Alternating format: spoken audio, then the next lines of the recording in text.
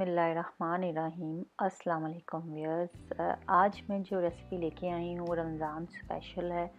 चटनी है जो मैं बनाने जा रही हूँ खजूर और इमली की। इसके लिए इंग्रेडिएंट्स की तरफ आते हैं। ये इमली है ली है जो हमने सीडलेस यानी कि विदाउट सीड 125 ग्राम्स, और इसको हमने 1 कप पानी डाला है, या थोड़ा सा अगर ज़्यादा ज़रूरत हो आप ऐड कर सकते हैं। उसको भिगो देना है। और खजूर भी हमने सेम क्वांटिटी में ली है विदाउट सीड 125 ग्राम्स, और इसको भी हमने भिगो देना है कोई 1 घंटे के लिए या 2 घंटे के लिए। अगर आपको जल्दी है तो आप गर्म पानी डालकर इसको आधे घंटे के लिए भिगो दें। और ये तमाम स्पाइसेस जो जाएंगे इसको मैं आपको साथ बताती जाती हूँ पकाते हुए।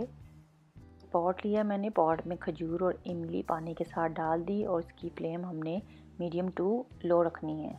अब हमने इसमें किशमिश यानी कि मेवा ऐड किया है 50 ग्राम्स, और इसको हमने पकाना है तकरीबन 10 से 12 मिनट्स के लिए मीडियम टू लो हीट पे, क्योंकि आपने फ्लेम चेक करनी है। अगर आपको लगे ज़्यादा जब पकने लगे तो आप इसकी हीट को लो कर दें, और इसको चम्मच की मदद से आप साथ साथ मैश भी करते जाएं।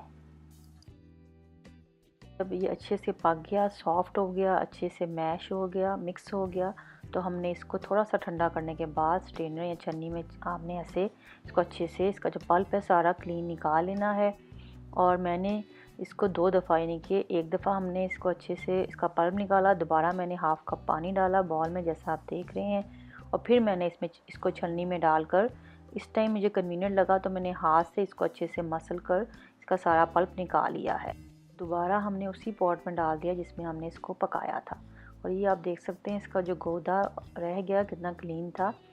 और फिर इस पॉट में दोबारा डालने के बाद मैंने इसकी हीट ऑन की है। हमने इसको मीडियम टू लो हीट पे पकाना है। और इसमें गुड़ ऐड किया 125 ग्राम्स, और इसको हमने गुड़ को डिज़ोल्व करना है। इसमें नमक जा रहा है 1/4 टीस्पून, ब्लैक सॉल्ट यानी कि काला नमक 1/4 टीस्पून, जिंजर पाउडर, अदरक का पाउडर हाफ़ टी स्पून, लाल मिर्च का पाउडर 1/4 टीस्पून, गरम मसाला पाउडर 1/4 टीस्पून, और chaat masala powder half tea spoon इसमें जाएगा।